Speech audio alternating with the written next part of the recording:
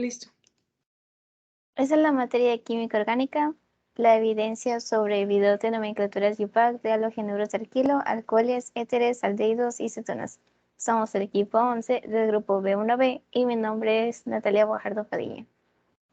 Yo soy Patricia Michelle Sánchez Sánchez. Mi nombre es Axel Yacatl Porras Díaz. Wendy Viviana García García. Y Liz Alina Draustinovis Martínez. Comenzaremos hablando sobre los halogenuros de alquilo, sobre su nomenclatura UPAC. Primer paso, se localiza la cadena más larga que contenga el halógeno en saturaciones y radicales presentes. Segundo paso, se enumera a partir del carbono que contiene el halógeno más cercano al final de la cadena. Tercer paso, en caso de que exista insaturaciones, la insaturación tiene prioridad para la enumeración del carbono y se nombra como alquenos o alquinos. Cuarto paso, se adiciona la palabra di, tri, tetra, entre otros, cuando existen varios átomos del mismo halógeno. Y quinto y último paso, halógenos de sus radicales deben aparecer por orden alfabético e indicar en qué carbono se localiza.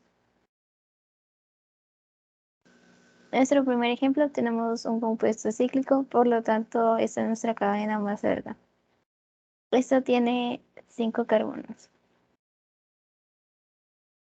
Y vemos que en nuestro ejemplo hay 3 bromos.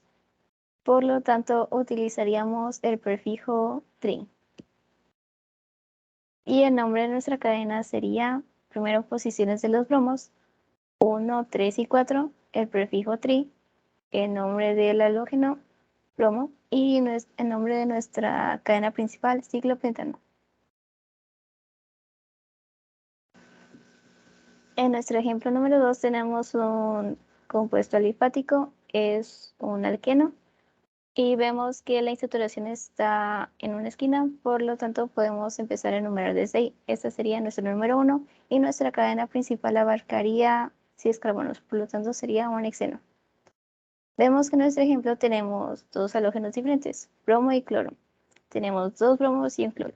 Por lo tanto, el prefijo del bromo sería di y el cloro no tendría ningún prefijo. Por último, el nombre de nuestra cadena. Hay 2 formas de llamarla. Primero ponemos las posiciones del bromo, 3 y 5, su prefijo, dibromo. Después pasamos al otro halógeno que es el cloro.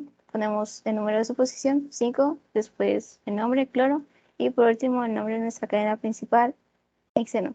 También se puede poner la posición de la insaturación, que en este caso sería 1, pero no se puede poner ya que damos a entender que la insaturación está en el primer carbono.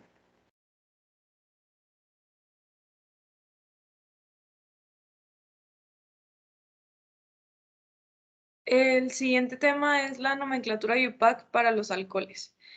En el caso de los alcanos, primero se ve el número que tiene carbonos, la cadena más larga, luego se ponen todos los radicales, ya sean halógenos, metiles, luego se nombra como un alcano, pero al final se pone el sufijo ol. Y para alcanos cíclicos es lo mismo, nada más que se antepone la palabra ciclo.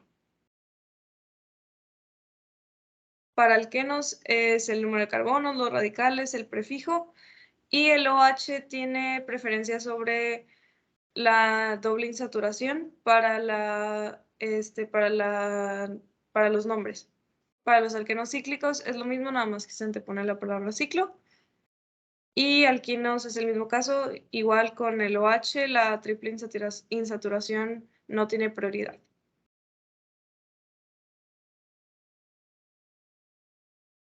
Ok, entonces primero se busca la cadena más larga que contenga el alcohol.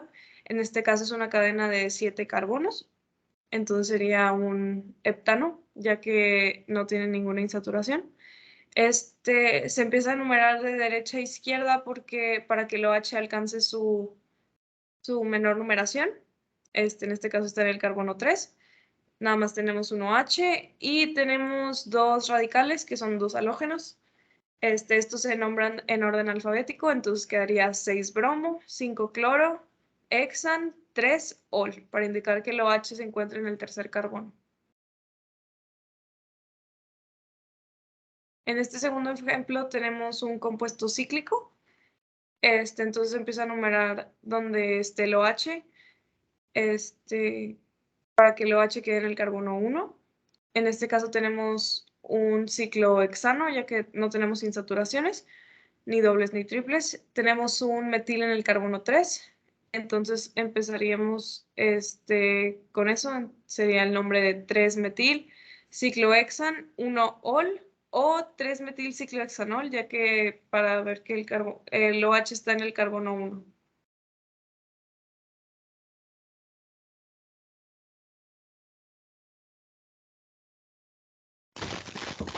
Ahora yo voy a hablar sobre la nomenclatura IUPAC de los éteres.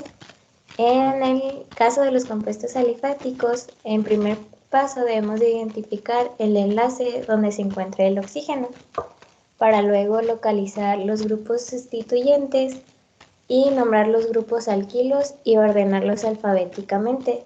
En este caso tenemos un metil y un pen-2-enil. Por último, debemos de colocar la palabra éter al final del nombre, quedándonos como el nombre completo metil pen-2-enil éter.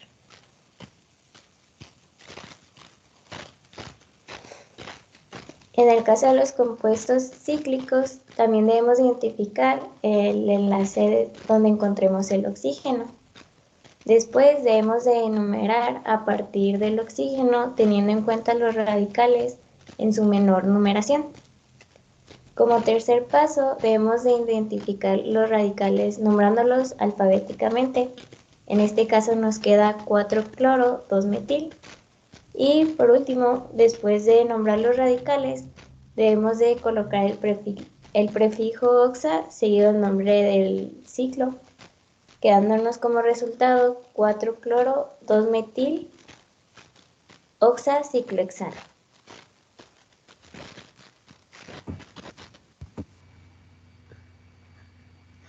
Bueno, a continuación yo explicaré la nomenclatura IUPAC de aldehídos. En el primer paso tenemos que se localiza la cadena más larga, al cual contenga el grupo funcional aldehído, al igual que todas las insaturaciones y los radicales.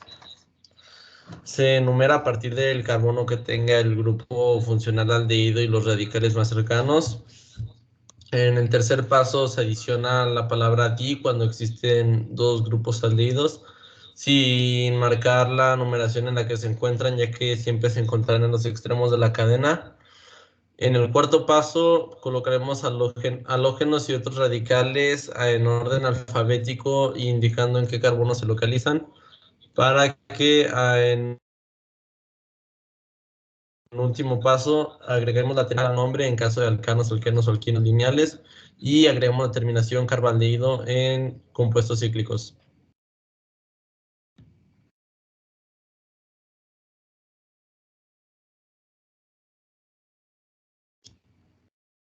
Bueno, para el primer ejemplo, que es un compuesto linfático, tenemos que primero debemos de localizar la cadena más larga, la cual es la que está horizontalmente, con el grupo aldehído, para en el segundo paso darle un nombre al alcano, que en este caso vendría siendo un propano, y como tenemos un metil en el segundo carbono, quedaría como un 2-metilpropano. En el tercer paso lo que debemos hacer es quitar la última vocal del nombre y cambiarla por la terminación al para que quede como un 2-metilpropanal.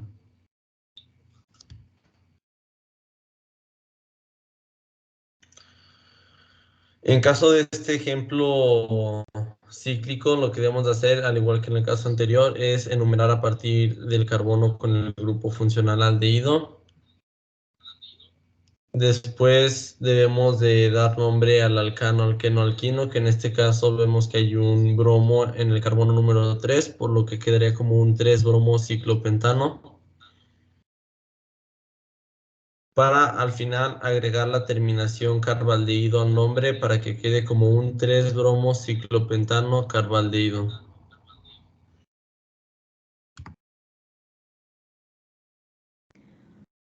A continuación vamos a hablarles acerca un poco sobre la nomenclatura IUPAC de las acetonas. El primer paso es identificar que el carbono que está unido a un doble enlace al oxígeno se encuentra en medio de la cadena, ya que si este no se encuentra, pues no sería una acetona. De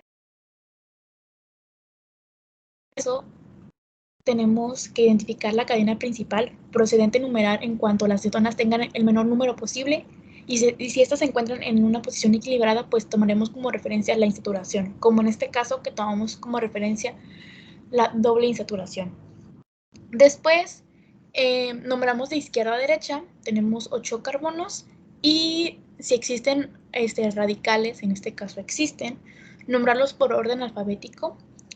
Tenemos 7 bromo, 6 cloro. En el cuarto paso, nombrar la cadena principal. Tenemos, como ya hemos dicho, 8 carbonos, sería OC. La insaturación la tenemos en el carbono 1, sería 1-eno. Y por último paso, tenemos que agregar el término ona. Y como tenemos una doble cetona, entonces, y se encuentra en el carbono 4 y 5, entonces le tendremos que poner el di. Como producto final tenemos 6 bromo, 6 cloro, o 1-eno, 4,5-diono. A continuación tenemos un compuesto cíclico. El primer paso es identificar la cadena principal. El segundo paso es enumerar las acetonas que queden en el menor número posible. Obviamente, si estas quedan como equilibradas, tomaremos como referencia la insaturación. En este caso enumeramos las manecillas al reloj. Y así nuestra insaturación tiene el menor número posible. Si existen radicales, en este caso tenemos el bromo, nombrarlos por orden alfabético, que se encuentra en el carbono 5. Eso sería nombrar la cadena principal. Tenemos 5 carbonos, entonces sería pen, y estamos hablando de un compuesto cíclico, entonces tenemos que poner ciclopen, 2-ino, el 2 porque se encuentra la insaturación en el carbono 2. Y como terminación tenemos que ponerle ona. Entonces nuestro producto final sería 5 bromo, ciclopen, 2-inona.